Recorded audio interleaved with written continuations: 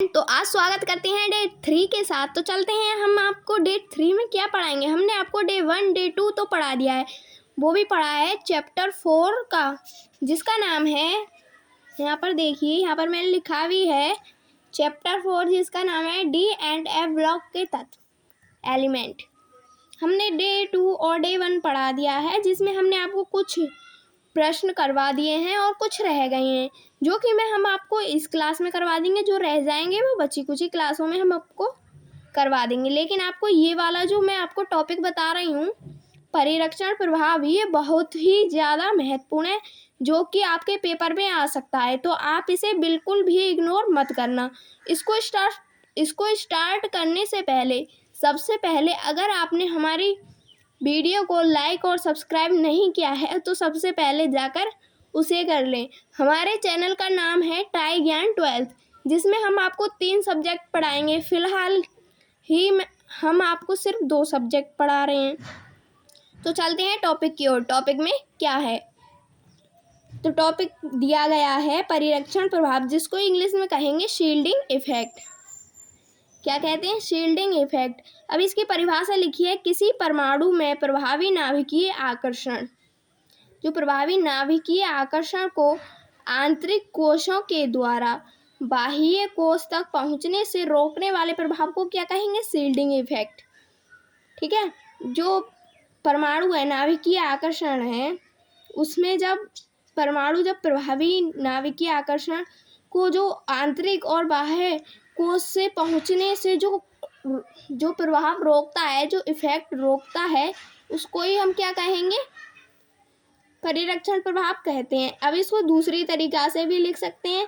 ये है, आंतरिक कोशों में इलेक्ट्रॉन भरने पर नाभिक का बाह्य कोश के इलेक्ट्रॉन पर पड़ने वाला आकर्षण बल कम पड़ता है। इससे प्रभाव को शील्डिंग इफेक्ट कहते हैं। जैसे कि मैं आपको यहाँ पर एक एग्जाम्पल बता रही हूँ।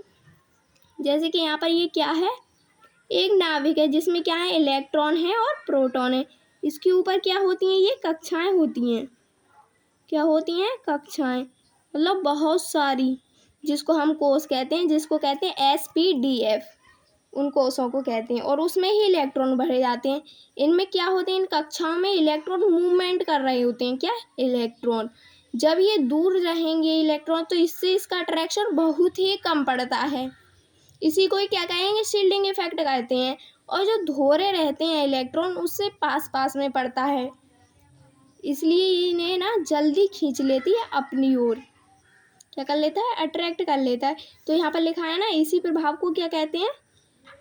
शील्डिंग इफेक्ट, यानी कि परिरक्षण प्रभाव कहते हैं। अगर आपको ये समझ में नहीं आया हो तो आप ये वाला भी लिख सकते हो। तो चलते हैं आगे। इसमें आगे दिया है, डी ब्लॉक के तत्व में अंतिम इलेक्ट्रॉन NS कक्षक में भरा होता है। जो डी ब्लॉक के तत्व हैं, उसमें जो अंतिम इलेक्ट्रॉन होता है वो किस में भरा जाता है? NS कक्षक में भरा जाता है। परंतु श्रेणी में, जब हम श्रेणी में बाएं से दाएं जाएंगे, तो उनके जो आंतरिक कोश होते हैं, उनका उपांतिम N-D कक्षक पर क्या होता है? इलेक्ट्रॉन भरता है, जिससे परमाणु क्रमांक में वृद्धि होती है। मतलब जिससे परमाणु क्रमांक बढ़ता है, उसके साथ ही परिरक्षण प्रभाव भी बढ़ता है। अब इसमें आपको क्या बताया है? इसमें बताया है, जब डी ब्लॉक के तत्व में जब हम अंतिम इलेक्ट्रॉन को NS कक्षक में भरते हैं, फिर जब हम श्रेणी में चलते हैं बाएं से दाएं, मतलब ये मेरा दायां हाथ है, ये बायां है, बाएं से हम दाएं को चलेंगे तो क्या होगा? जो उनके अंदर का कोश होता है, आंतरिक कोश, उसके जो उपांतिम होते हैं, अंदर के कोश से उपांतिम किसको कहते हैं?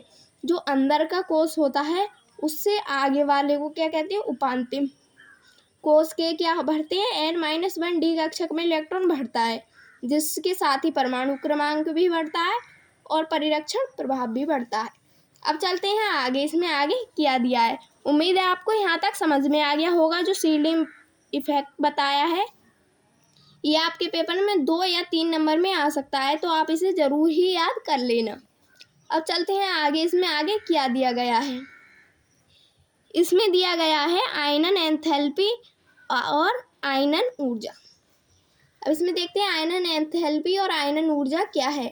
यहाँ पर लिखा है किसी आवर्त में बाएं से दाएं जाने पर आयनन ऊर्जा बढ़ती है फिर घटती है। क्या होगी? आयनन ऊर्जा बढ़ेगी फिर घटती है। जैसे कि ये बायां है, बाएं से हम दाएं जाएंगे तो पहले ये क्या होगी? नीचे को घटेगी, फिर क्या होगी? ऊपर को बढ़ेगी। यही इसमें, और इसका फॉर्मूला है I/E समानुपाती 1/R। ये आप याद कर लेना, मतलब परिभाषा के नीचे ये लिखना जरूरी है। अब आगे क्या है? अब आगे एक क्वेश्चन है, मैं आपको अभी बता रही हूँ आगे क्वेश्चन क्या दिया गया है। आयनन ऊर्जा के बाद यहाँ पर लिखा है मैंने धात्विक ऊर्जा। धात्विक ऊर्जा किसे कहते हैं? यहाँ पर है धात्विक प्रकृति। इसकी परिभाषा है सभी संक्रमण तत्व धातु होते हैं। जो संक्रमण तत्व होते हैं, डी ब्लॉक के तत्व, वो क्या होते हैं? धातु होते हैं। जब इनके बाह्य कोश NS में केवल 1 या 2 इलेक्ट्रॉन होते हैं। जो इनका बाह्य कोश होता है NS, उसमें क्या कितने इलेक्ट्रॉन होते हैं? 1 होगा या फिर 2 होंगे, लेकिन 2 से ज़्यादा नहीं भरे जाएंगे। 2 होते हैं जिन्हें वे आसानी से दान कर सकते हैं, मतलब डोनेट कर देते हैं, कर सकेंगे या फिर कर देते हैं। अतः इलेक्ट्रॉन दान कर आसानी से क्या बना लेते हैं? धनायन। धनायन बनाने की क्षमता रखते हैं, जिसके कारण इनमें धात्विक गुण उत्पन्न होता है। अब आप यहाँ पर समझो, जैसे कि ये हाइड्रोजन है। हाइड्रोजन क्या है? एक धनायन है। और क्लोरीन क्या है? एक ऋणायन है। मतलब जो होते हैं ना, जो जोड़े के रूप में रहते हैं, जैसे कि इसके 2 इलेक्ट्रॉन है, पेयर के रूप में है, और इसके पास 1 इलेक्ट्रॉन की कमी है, तो ये अपना इलेक्ट्रॉन इन्हें डोनेट कर देते हैं, मतलब दान कर देते हैं। तो इनकी इसी प्रकृति के कारण इन पर आ जाता है पॉजिटिव चार्ज। मतलब जो दान करता है वो पॉजिटिव होता है, मतलब धनायन होता है। जो लेता है वो होता है ऋणायन। जिसे किसने लिया? क्लोरीन ने। तो इस पर क्या आएगा? बेशक इसने लिया है, इसने अपने इलेक्ट्रॉन पूरे कर लिए हैं, लेकिन इस पर ऋणायन का चार्ज हमेशा बना रहेगा। तो ये इनको ऋणायन बना देते हैं। इसी से ये क्या होते हैं? धात्विक गुण होता है। इसी कारण इनमें क्या होता है? धात्विक गुण होता है। ये तो आपको समझ में आ गया होगा। अब इसमें आगे भी लिखा है इनमें धात्विक चमक, इनमें धातु की तरह चमक होती है। धात्विक खनक, तन्यता, आघात वर्धीयता, विद्युत चालकता तथा कठोरता पाई जाती है। अब आप मुझे एक बात बताओ, जो मॉलिक्यूल्स होते हैं, अणु होते हैं और परमाणु होते हैं, हमारी प्रकृति में जो परमाणु होते हैं, जैसे कि कोई सा भी सामान है, जैसे मेडिसिन्स बनी है, और भी चीज़ बनी है, जैसे कि लकड़ी बनी है, लोहा है, चांदी है, सोना है, वो सब अणुओं से ही तो मिलकर बने हैं। तो जब ज़्यादा अणु, मतलब ज़्यादा ही संख्या आ जाएगी, तो पीरियोडिक टेबल में उन्हें क्या दे दिया गया है? नंबर दे दिए गए हैं। जैसे कि हाइड्रोजन का 1 है, हीलियम का 2 है, लिथियम का 3 है। आपको जो नंबर हैं, आपको 30 तक याद करने पड़ेंगे, मतलब चांदी तक याद करने पड़ेंगे। फिर आपको जो इलेक्ट्रॉन विन्यास करते हैं हम, उसमें आसानी होगी। तो आप सबसे पहले उन्हें याद कर लेना। हम कहाँ पर थे? आघात वर्धीयता, विद्युत चालकता तथा कठोरता पाई जाती है। अब आगे दिया गया है पोटेशियम डाइक्रोमेट।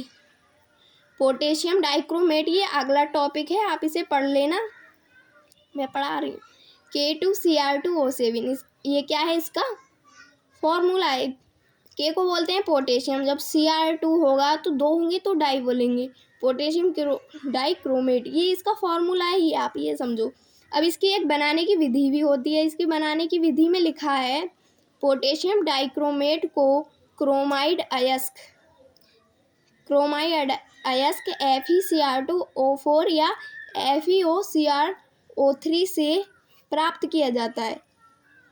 इसके निम्न 3 पद हैं। इसको किससे प्राप्त किया जाएगा? डाइक्रोमेट को क्रोमाइड अयस्क किससे प्राप्त किया जाएगा? सॉरी, यहाँ पर लिखा है आयरन क्रोमेट, यहाँ पर ऑक्सीजन है।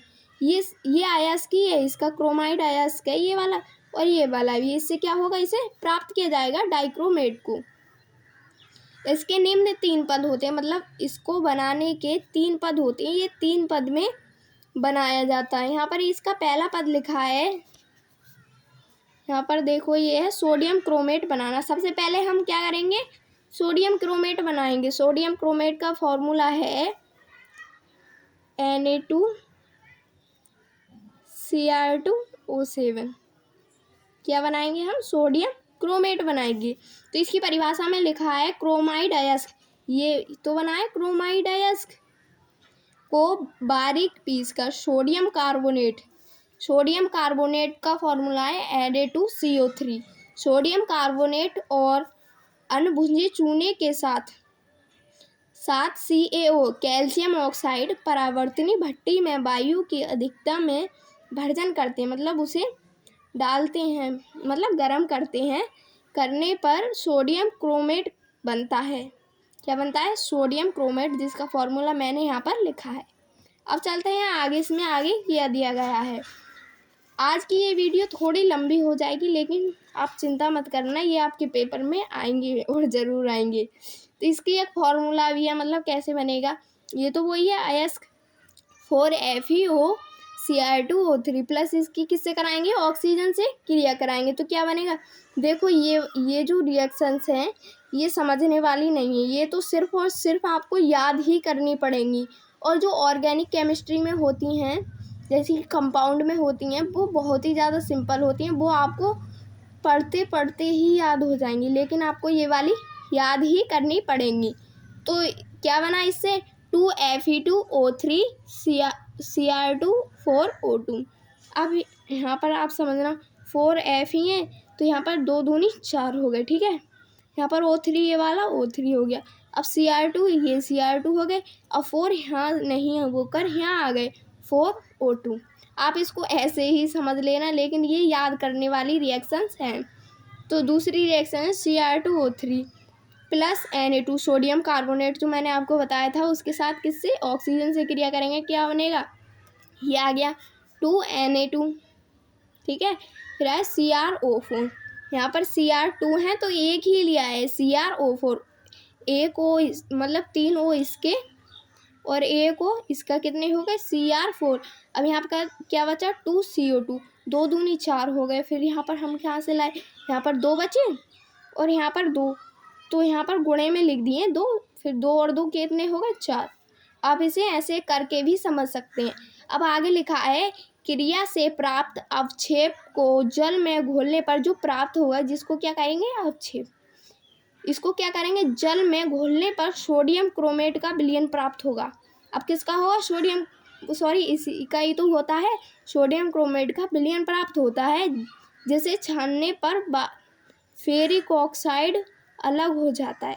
ये सब कुछ क्या हो जाता है? अलग हो जाता है।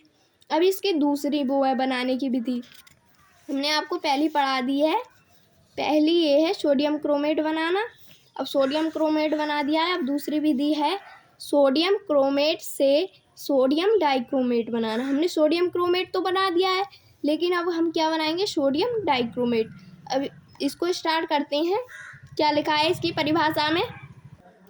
प्राप्त सोडियम क्रोमेट विलयन में सांद्र सल्फ्यूरिक अम्ल का सूत्र है H2SO4। अम्ल मिलाने पर सोडियम डाइक्रोमेट का विलयन प्राप्त होगा। जब प्राप्त जो मिला है हमें सोडियम क्रोमेट, इसका फॉर्मूला है ये Na2CrO4। ये क्या है? सोडियम क्रोमेट है।